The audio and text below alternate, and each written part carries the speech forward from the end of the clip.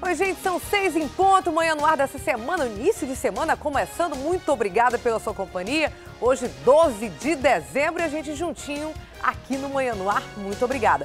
Olha só os destaques que nós preparamos para você dessa edição. Delação de executivo da Odebrecht coloca o prefeito de Manaus entre os políticos do esquema da empreiteira. Na página 71 do relatório da delação premiada, Melo Filho diz ter pago R$300 mil ao ex-líder do PSDB a pretexto de contribuição de campanha para a reeleição ao Senado. Colombianos morrem em confronto com policiais do Grupo Fera. Eles são suspeitos de tráfico de drogas e de ter atirado na lancha onde estava o delegado Thiago Garcês, que desapareceu nesse confronto. Aqui no estúdio, o assunto é imigração de venezuelanos para o Brasil. Depois de Roraima, o destino preferido deles é o Amazonas. A BR-174 é passagem obrigatória de venezuelanos fugindo do caos político e econômico e da falta de estrutura em Roraima. E ao chegarem na capital amazonense, eles concluem que a crise do lado daqui nem se compara com a crise do lado de lá. Sem contratempos, de acordo com a reitoria da UEA, o vestibular da instituição é reaplicado com sucesso. Resultado sai ainda este mês. Resultado dia 20 de dezembro de 2016, terça-feira, às 10 horas da manhã, na sede da UEA, na reitoria Avenida Djalma Batista, sem número. No quadro A Vaga é Sua, os segredos das receitas que se tornaram um ganha-pão de quem trabalha com cozinha. O destaque de hoje é um panetone. Vale a pena não só o retorno financeiro, mas também é satisfatório também ouvir deles. Nossa, tá tão gostoso, é diferente do panetone que a gente compra pronto, industrializado, esse sabor caseiro é um diferencial. Tem também as notícias do esporte, claro, o Brasil vence Rússia pela Copa de Seleções Femininas e as emoções da final do Peladão Indígena.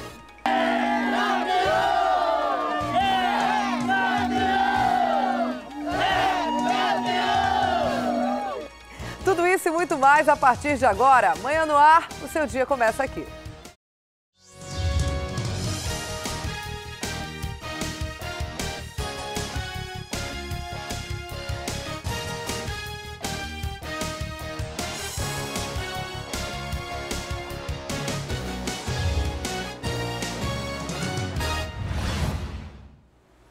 São 6h03, estamos ao vivo como todas as manhãs e você pode participar do Manhã no Ar com a gente, mandando para cá sugestões de reportagens, denúncias, flagrantes, algo que aconteça aí perto da sua casa, do seu trabalho. É só enviar uma mensagem de áudio ou de vídeo para o nosso WhatsApp, anota aí se você não tem ainda, 992258767. Também pode entrar na nossa página do Facebook e interagir com a gente por lá. A gente começa o programa de hoje falando de mais uma delação na Operação Lava Jato e dessa vez que implicou o prefeito eleito de Manaus, o prefeito e prefeito reeleito de Manaus, Arthur Neto. Dessa vez, o diretor de Relações Institucionais da construtora Odebrecht revelou que o tucano teria recebido R$300 mil a título de doação de campanha. Na planilha, entre ali as pessoas da Odebrecht, o Arthur seria conhecido como Kimono. A capa do jornal A Crítica desse domingo reproduz informações obtidas pelas revistas Isto É e Veja. Nas reportagens com várias páginas, as revistas contam detalhes da delação premiada de Cláudio Melo Filho, ex-diretor de Relações Institucionais da empreiteira Odebrecht. Em 82 páginas de depoimento à Operação Lava Jato, ele diz que cerca de 40 políticos receberam 68 milhões pagos pelo setor da empreiteira, que ficou conhecido como Departamento da Propina. Entre os políticos citados, aparece o nome do prefeito de Manaus, Arthur Vigílio Neto. Todos os políticos eram tratados por apelidos. O de Arthur seria Kimono, uma referência ao esporte preferido do prefeito. Ele é faixa vermelha de jiu-jitsu. Na página 71 do relatório da delação premiada, Melo Filho diz ter pago R$300 mil ao ex-líder do PSDB a pretexto de contribuição de campanha para a reeleição ao Senado. Segundo o delator, como tratava-se de um político importante, caso eleito, teria expressão nacional, o que justificaria o pagamento. Tentamos contato com a assessoria do prefeito várias vezes neste fim de semana, mas não tivemos retorno. Arthur Vigílio Neto usou uma rede social para se defender das acusações do delator. Em uma longa publicação, o prefeito diz que defenderá o seu nome e sua trajetória política. Ele afirma que, como parlamentar, nunca apresentou emenda que beneficiasse a Odebrecht e que a empreiteira jamais prestou serviço à Prefeitura de Manaus em sua gestão. Ainda segundo o prefeito, no pequeno trecho em que é citado, fica claro que o delator e ele não tinham relação próxima. A delação do ex-diretor da Odebrecht está sendo chamada pela imprensa de delação do fim do mundo e pode mudar os rumos da política brasileira. Olha, nesse fim de semana, um idoso de 63 anos foi encontrado morto em uma casa no bairro Jorge Teixeira, na zona leste da cidade. Segundo a polícia, o filho da vítima foi quem achou o corpo. O local estava desarrumado e uma televisão de 24 polegadas foi levada após denúncias de moradores. A polícia chegou a um dos infratores, Gabriel dos Anjos, de 19 anos, confirmou que cometeu o crime junto com outros 3 comparsas. Elton John do Nascimento, de 25 anos, Edvan Gonçalves, de 23, além de um menor de 16 anos. Os 4 foram encaminhados para o 14º Distrito Integrado de Polícia. É um absurdo, né? Como a vida humana é tratada de uma maneira tão banal por esses criminosos marginais. Imagina o senhor morto dentro de casa para assaltar uma TV 24 polegadas. Nada justifica a perda de uma pessoa, mas é incrível, né? A banalidade com que esses criminosos tratam a vida humana. Força Tática apreende 31 quilos de drogas na zona norte da cidade. A gente tem algumas imagens aí. A droga estava na casa de Patrícia Torres Belo, de 27 anos, no conjunto Vila da Barra, bairro Monte das Oliveiras. Além de maconha tipo skunk, oxi e cocaína, foram encontrados também produtos para embalagem, refino e pesagem dos entorpecentes. Em uma bolsa de bebê, onde a suspeita levava parte desse material aí apreendido. Segundo a polícia, a droga pertence ao marido de Patrícia, que já estava sendo investigado. Mas ela também seria responsável não só por guardar, mas também por ajudar a distribuir o material nas bocas de fumo da cidade. E agora a gente mostra a reclamação de moradores do bairro Alfredo Nascimento. Eles reclamam aí da falta de iluminação pública. Um problema que, como a gente sabe, acontece em vários bairros da nossa cidade. Trocam-se postes, mas as lâmpadas não são recolocadas. E o pior, os moradores continuam pagando aí pelo serviço que nem existe. E essa é a segunda vez que nossa equipe de reportagem vai até esse mesmo local. A gente mostra agora para você. Por aqui, a maioria dos postes estão com as lâmpadas queimadas.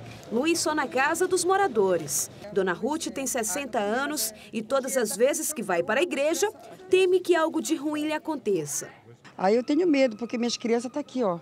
São pequenos ainda, né? Já houve assalto aí em casa. E aí eu não sei o que fazer. Já seu Josias teve que colocar grades no estabelecimento para não ser assaltado. Que nem um rapaz aqui é testemunha que já viu assalto aqui. Eu também já vi, foi vários assaltos aqui. Difícil. Já carregaram o carro, caminhonete aqui do lado, que a pessoa para, que eu vendo pão de manhã. A pessoa chegou cedinho para comprar pão. Quando ele comprou o pão, foi entrando, o pessoal tiraram ele do carro e levaram a caminhonete dele. A revolta do comerciante é porque todos os meses, quando a conta de luz chega, ele precisa pagar R$ 35 pela iluminação pública. Mas não consegue pagar, né? O normal quer dirá pagar para não usar, né? O problema já existe há 2 anos e até o momento nada foi resolvido. Francisco não aguenta mais conviver com a escuridão. Ele já denunciou descaso público várias vezes para o órgão responsável. Inclusive eu tenho aqui o número do protocolo que eles dão, né, pra gente, sempre. E eu ligo e eles dizem que como o caso é urgente, vai vir de imediato resolver a situação. Só que cada dia tá ficando pior pra gente. Eles não dão uma posição quando, como, se vão fazer ou não. Porque se não vai, a gente se reúne e faz da nossa forma. Em nota, o GPM Energia, unidade gestora de projetos municipais de abastecimento de energia elétrica, informa que vai acionar uma equipe da Manaus Luz com urgência para fazer o levantamento dos problemas apontados e tentar providenciar a manutenção aí das luminárias. E os moradores lá do loteamento Águas Claras reclamam de uma obra inacabada. De acordo com eles, a pavimentação de uma das ruas principais ficou aí pela metade. E quando chove, gente, as casas que ficam ali na parte de baixo, claro, acabam alagando. O Danilo Alves foi conferir essa situação, mostra agora pra gente. Há 2 anos, se você viesse aqui ao bairro Águas Claras, aqui na zona norte da cidade, veria um cenário totalmente diferente. As ruas não estavam pavimentadas. Nem existia meio fio na rua. Hoje, o cenário é bem diferente do que há 2 anos. O único problema é que, de acordo com os moradores, essa obra não foi completada. Aqui do outro lado seria o fim da rua D2, uma das principais ruas aqui do Águas Claras. Existe realmente aqui a finalização do meio-fio. O problema é do outro lado. Essa parte aqui que não foi finalizada, de acordo com quem mora aqui, não existe um projeto. Como a gente pode ver, existe até um escadão que os próprios moradores fizeram para poder ter o acesso às casas. E o pior de tudo, todos pagam água, luz e o IPTU. A dona Adriana mora na rua D4, ela também sofre por essa situação, porque a casa dela é a última onde existe esse meio-fio feito pela secretaria responsável. Agora, dona Adriana, fala um pouquinho pra gente. É difícil, porque quando chove toda a água, chega até o fim da rua, existe lá a tubulação, mas quando chove, a situação complica. Complica. Na verdade, assim, eu tenho o meu espaço se limita na minha casa. Porque como nós estamos num período de chuva, chove muito, eu não tenho como ir para o meu terreno, eu não tenho como descer a rua, você viu como ficou lá. Rua D2, rua D4 e rua D5 ficou assim, ó, aqui, ó. Né? Não concluíram, não sei porque alguns metros, né, disseram que estava fora do projeto.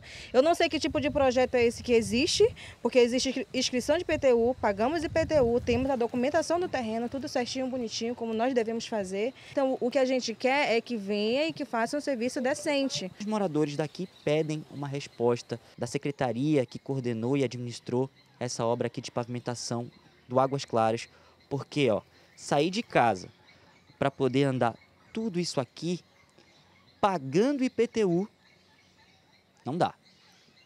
Difícil, né? Em nota, a Secretaria Municipal de Infraestrutura informa que o loteamento Águas Claras recebe obras diariamente por meio de convênio firmado com a Caixa Econômica para a urbanização completa das 120 ruas. O contrato foi firmado em 2012. Desde lá, o bairro teria sido, segundo a Secretaria, contemplado com serviços de infraestrutura. A rua D2 teria sido também contemplada, mas há informações que novas ocupações no local ocasionariam esse tipo de problema mostrado na reportagem. De qualquer forma, a situação vai ser verificada, segundo eles, pela Secretaria e nós continuamos acompanhando. A gente mostra agora pelo problema de comunidade, continua mostrando, na verdade, os moradores da Rua do Beco Boa Sorte, lá no bairro Tancredo Neves, estão à espera de obras de infraestrutura. O local está praticamente abandonado. Não tem asfalto, não tem esgoto, não tem energia elétrica. O Emanuel Cardoso mostra o problema agora pra gente. Essa aqui é a Rua Boa Sorte, nós estamos no bairro Tancredo Neves, na zona leste de Manaus, mas a sorte dos moradores dessa rua não anda tão boa assim, isso por conta da situação dessa ladeira. Como o asfalto está destruído, quando chove, isso aqui fica muito liso. Recentemente, um veículo, um micro-ônibus, invadiu essa parte da calçada aqui da casa da dona Neide e caiu aqui na frente da casa dos vizinhos. Esse ano já caiu 4 carros só nessa ladeira aqui, devido a esse buraco que vocês estão vendo aí. Então, aqui na Rua Boa Sorte, isso é o nome, que sorte a gente não tem nada. Então, a gente está pedindo, porque só vai vir quando acontecer uma tragédia bem pior, né? Assim como eles fazem como os bueiros, só vão tampar os bueiros quando tem vítima. Nós não queremos isso. É justo, nós não estamos querendo muito, nós estamos querendo só que eles venham tampar o buraco. É mais do que a obrigação deles. Além do problema da situação do asfalto, nessa rua, os moradores também estão preocupados com a situação desse poste aqui. Está bastante velho e foram os próprios moradores que colocaram essas escoras aqui para que o poste se mantenha em pé. É mais uma preocupação deles. Os moradores apontam como um dos principais problemas do beco essa situação aqui. O esgoto que vem da rua de cima, tem 2 tubulações de esgoto ali que já começa a cavar. O problema é que esse esgoto segue aqui, olha, o beco e continua cavando o beco até chegar lá na casa dos moradores, nas casas que estão um pouco mais abaixo. Queremos uma providência o quanto mais rápido, entendeu? Porque já vieram o pessoal da CEMIF, já mediram todo aqui, já fizeram toda o plano, a planejagem todo dia, né? Aí falaram que ia voltar com uns 20 dias, até agora nada. Então a gente estamos querendo isso o mais rápido possível, porque quando chove, isso aqui é o que você viu, isso aqui é um desespero para as crianças, né? Isso aqui, quando cai a chuva aqui, faz de conta que parece que está vindo uma tempestade de cima, entendeu? Porque aqui o negócio é muito feio mesmo. 2 colombianos ainda não identificados foram mortos durante um confronto com a polícia em Coari. Segundo as investigações, eles podem ter relação com o desaparecimento do delegado Tiago Garcês. Quem tem as informações sobre esse crime pra gente é a Carol Queiroz, com quem eu falo agora ao vivo. Carol, bom dia. Conta pra gente quais novidades desse caso. Então, esses colombianos mortos, essa então é a notícia, podem ter alguma relação. Eles foram mortos ontem, não é isso? Mas eles podem ter alguma relação com um confronto que acabou ocasionando o desaparecimento do delegado na semana passada. É isso, Carol? É isso mesmo, viu, Dani? Bom dia para você. Olha, a informação que se tem até agora é que para chegar até o esconderijo dos colombianos, os policiais tiveram que percorrer 1 hora de lancha por um lago e andar mais 2 horas na mata. Ao chegar até os colombianos, que de acordo com o delegado de Polícia do Interior, Mariolino Brito, foram identificados por ribeirinhos como os mesmos que faziam a guarda dos mais de 920 quilos de drogas que foram apreendidas no dia do desaparecimento do delegado. Houve, então, uma troca de tiros. Isso porque os policiais pediram para que eles se entregassem, mas os mesmos atiraram e aí no confronto, nessa troca de tiros, acabaram mortos, tá? Nenhum policial ficou ferido. Com os 2, a polícia apreendeu ainda um fuzil AK-47 e uma pistola 9mm. Os corpos dos 2 colombianos devem ser trazidos aqui para Manaus, Dani, para serem identificados aqui, viu? Ainda segundo o delegado Mariolino Brito, as buscas pelo delegado Tiago Garcês, desaparecido há 1 semana, continuou em Coari. Obrigada, Carol Queiroz, pelas informações. Daqui a pouco eu volto então com você. E o Jornal A Crítica de hoje também destaca essa caçada contra traficantes. A manchete é: na busca por delegado, polícia mata 2.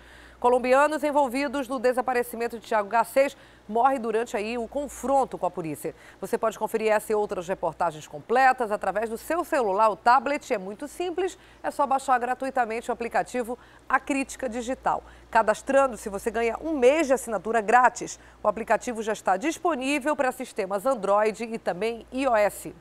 Nesse fim de semana, teve vestibular da UEA em todo o Amazonas. A prova de conhecimentos gerais tinha sido cancelada em outubro, você lembra, né? Por causa de um apagão.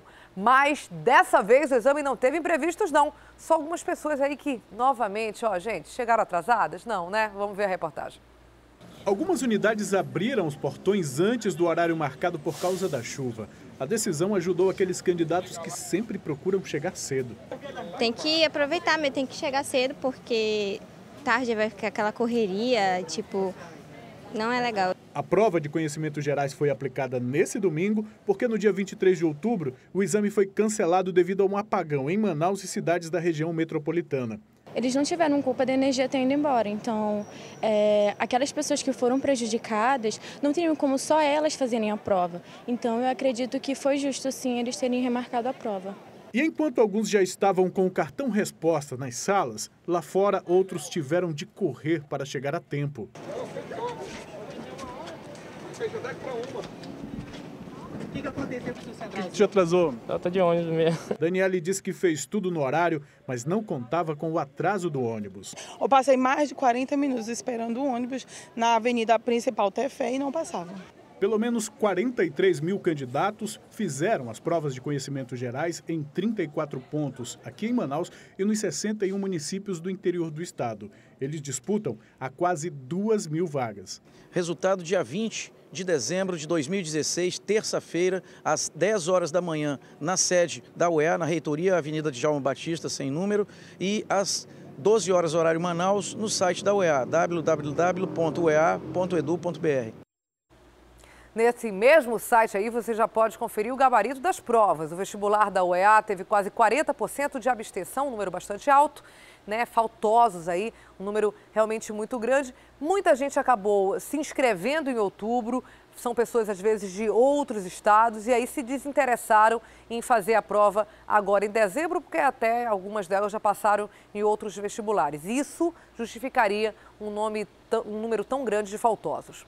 Olha, o pagamento do 13º salário deve injetar na economia do estado cerca de 2 bilhões de reais e, segundo uma pesquisa da Câmara de Dirigentes Lojistas, esse dinheiro todo aí extra será investido principalmente em pagamento de dívidas, mas também no comércio. O centro da cidade estava movimentado na tarde desta sexta-feira. Gente que aproveitou o feriado prolongado para adiantar as compras de Natal. Para mim foi melhor, né?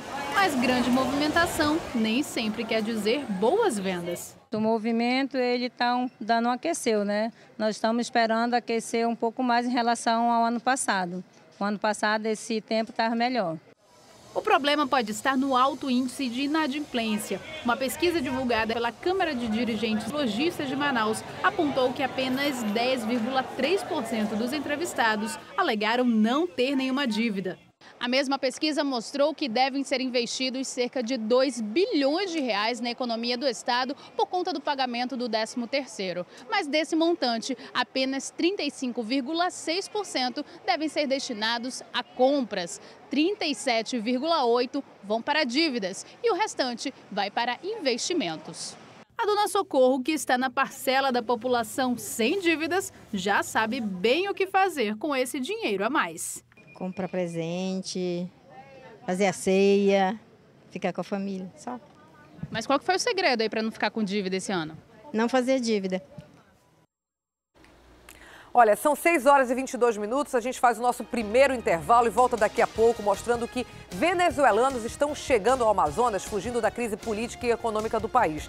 Tem também o quadro A Vaga é Sua, onde a gente mostra receitas que podem se transformar em ganha-pão para muita gente nessa época do ano. 6h22, a gente volta já já.